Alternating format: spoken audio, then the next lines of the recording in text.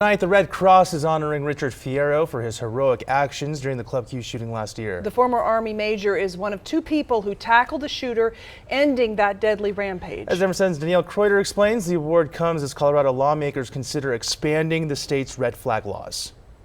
As the Club Q shooting hero, Rich Fierro accepted the Red Cross's Lifesaving Military Hero of the Year award. He tells us the word hero is still hard to hear. It's exciting and it's humbling for me only because, again, these are great organizations. Everyone in there that night was a hero. We're all the same. They're all heroes in there. It was a nightmare. Fierro helped take down the shooter inside of Club Q, saving many lives. But he says we need to work together to make sure no one needs to be in that position again. What I think is important is that lawmakers, legislation, just Americans, they need to come together and figure out what it is we want to do to protect ourselves. Listen, I have used a weapon for 15 years in the Army.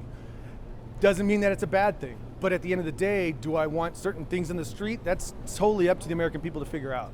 And I'm not on one side or the other. Following the Club Q shooting, gun control legislation was introduced at the state capitol, including a Senate bill to expand Colorado's red flag law. The red flag law is designed to protect persons who are a danger to themselves or others by temporarily removing any handguns that they might be in possession of or their ability to purchase them while they're in that mental health crisis. Retired Douglas County Sheriff Tony Spurlock was one of the first prominent supporters of the red flag law.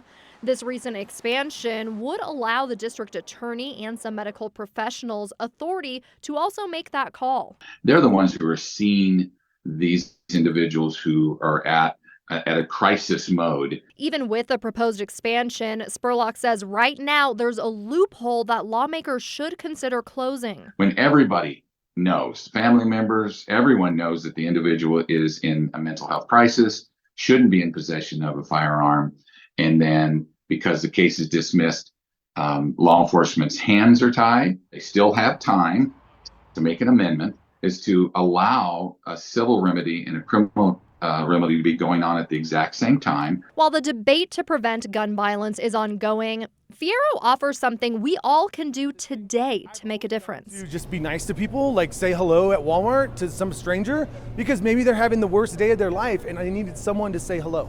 And that hello stops them from doing something heinous. I'm Danielle Kreuter, Denver 7. Some heroic